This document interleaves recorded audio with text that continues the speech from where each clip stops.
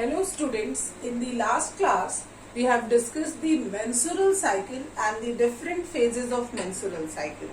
Today we would see the hormonal changes that takes place in the menstrual cycle and what are the changes that would occur in the uterine wall and how are these linked with each other. So today we would discuss the hormonal changes during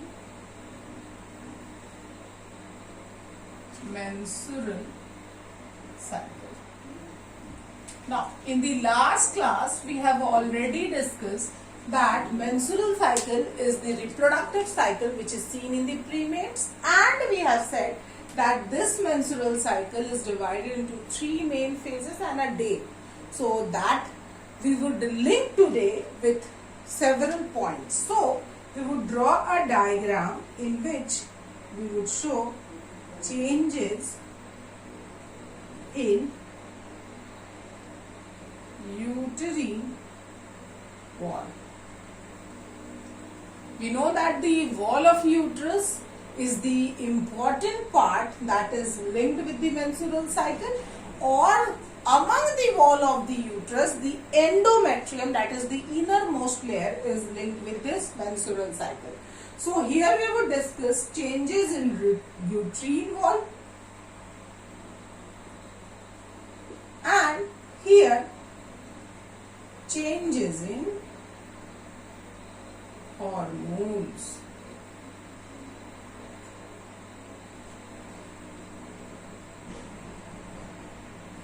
And finally changes in ovary. So these are the three topics under which we would explain the process or hormonal changes occurring inside the menstrual cycle. So just imagine that we would say the menstrual cycle starts with the sloughing off of the innermost wall. That is, if this is the uterine wall, this is perimetrium, myometrium, and this one is what? Endometrium. So the first phase is the breaking of this endometrium wall. So we can say this is the bleeding phase. This is what?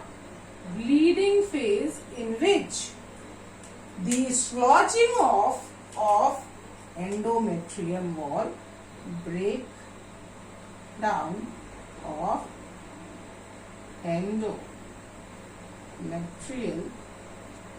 wall occurs. Clear?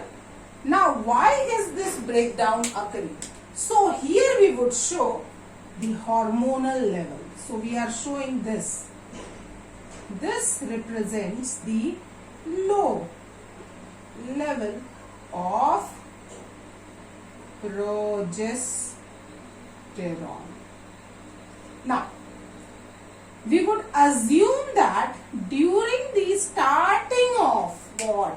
Menstrual cycle, the level of pregnancy hormone or progesterone is lower. Now we are assuming it. When we would once complete the cycle, you will get the answer why it is low level, or why low level of progesterone is required for the breakdown of the endometrial wall.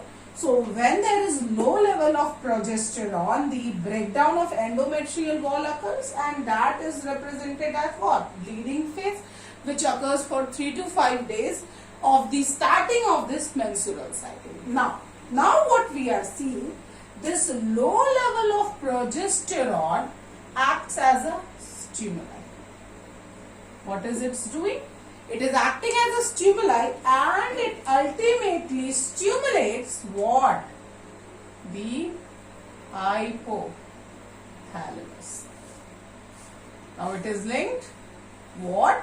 Once this low level of progesterone is present inside the female body, it is responsible for the breakdown of the endometrial wall, and that is known as the bleeding phase, or we can say It is also known as menstruation or periods. So it can be known as various names. During menstruation, this low level of progesterone acts as a stimuli to hypothalamus and it starts secreting gonadotrophin releasing hormone, which ultimately this hormone stimulates the anterior part of pituitary gland. Now we have to focus on this. This pituitary gland is what? This is also known as the master gland. It is what? Also known as the master gland. Now, as this hypothalamus sends a message as gonadotrophin releasing hormone to the anterior part of pituitary gland, this pituitary gland starts secretion of FSH, that is what? Follicle stimulating hormone. Clear what it is doing? It is starting the release of follicle stimulating hormone, which means the level of FSH is higher. Now we can draw a line here, which means this bleeding phase is from here to here. Clear? Now, when this FSH is higher, what are the changes that would occur in the ovary? Now, the changes is that we have already seen that mammalian ovaries have primordial follicle. These follicles starts to grow as primary follicle, ultimately secondary follicle. This is secondary follicle,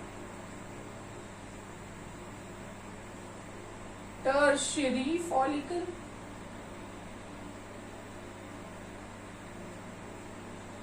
and at last it grows into a well matured Graafian follicle. So now it is growing into what? Mature or Graafian follicle, inside which this is what? This is secondary oocyte, because we have discussed in the process of oogenesis that once this follicle starts to stimulate, it is starting its maturation phase. Yeah, it is performing the meiosis 1.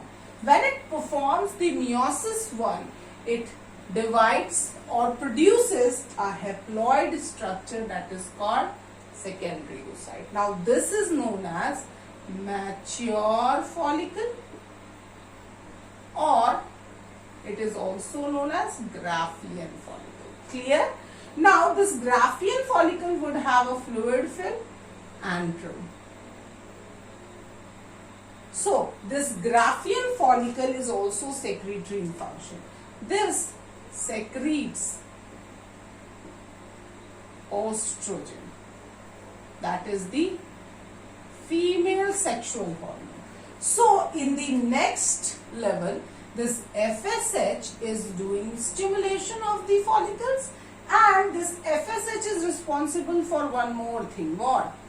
Thickening of this endometrial wall, 2 to 3 mm thickening of endometrial wall, because we have to make or rebuild this endometrial wall for the next menstrual cycle. So it is rebuilt again and the thickness would increase. So hence this phase is known as proliferative phase. Clear? So the next phase is what? Proliferative phase. Proliferation of what? These follicles, as well as the broken endometrium would occur here.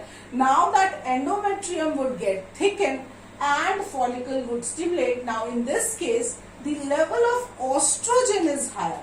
Level of progesterone is low. Here also we would show there is moderate amount of progesterone.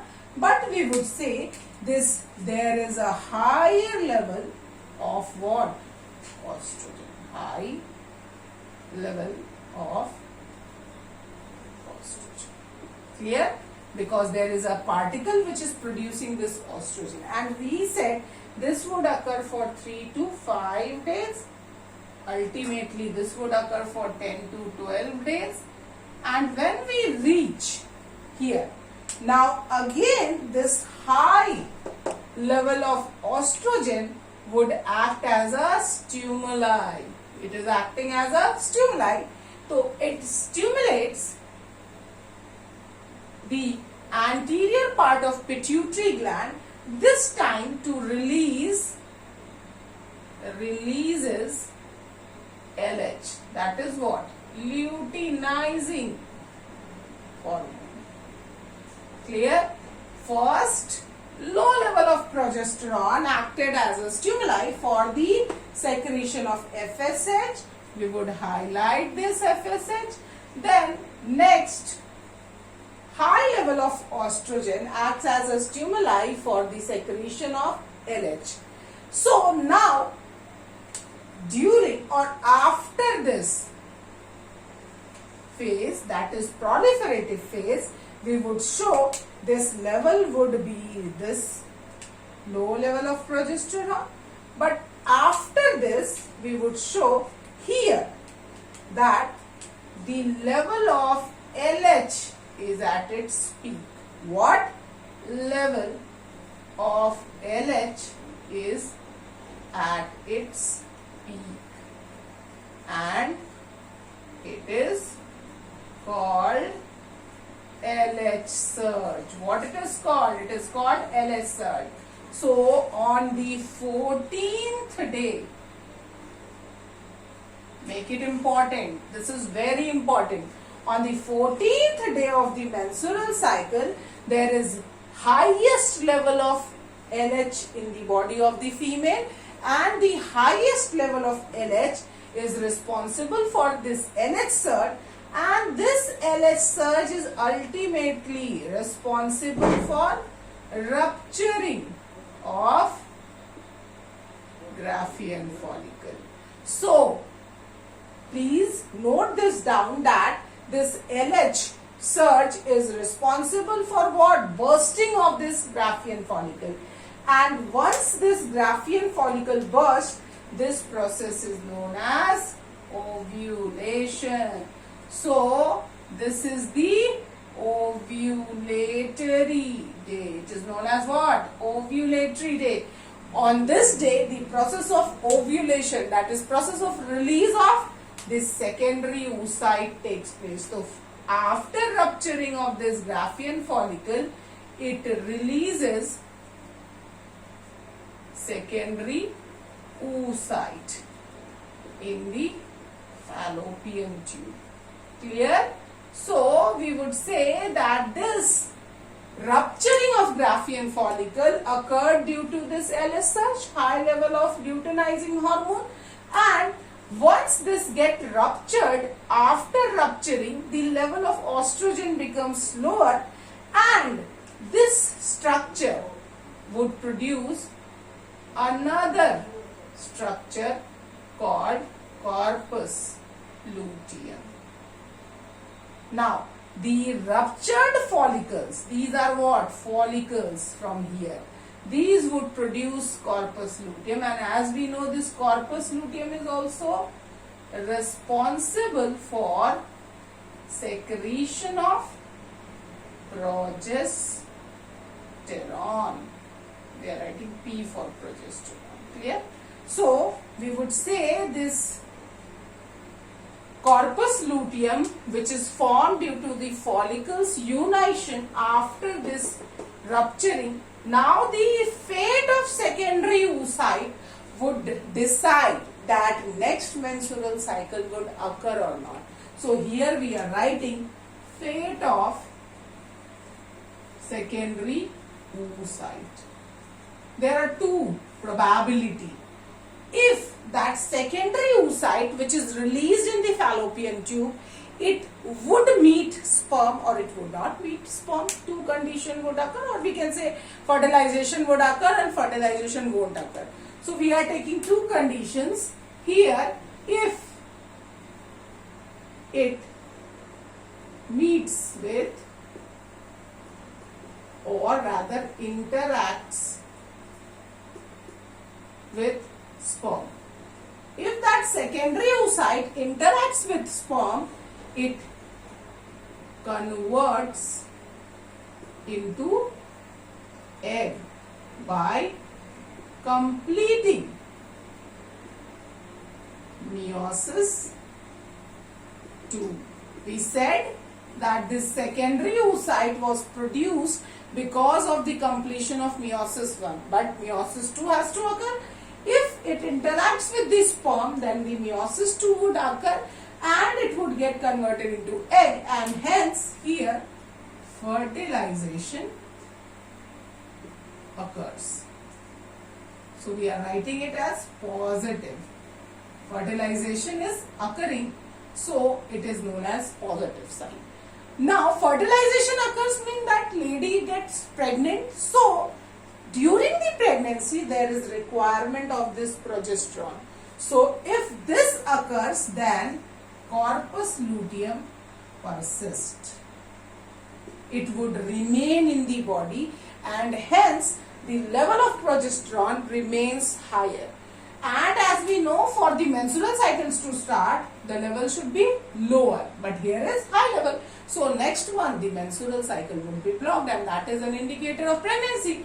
But the second condition says if it does not get fertilized, which means it would not get or it would not meet with sperm, no meiosis 2, no production of egg, no fertilization, we are saying it is a negative condition. Then corpus luteum degenerates into corpus albicans.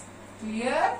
So we are saying when corpus luteum would degenerate, it would convert into a white bodied structure that is known as corpus albicans. Please note this. This is also important. So hence no corpus luteum, no progesterone. Again in that female's body, slowly by slowly,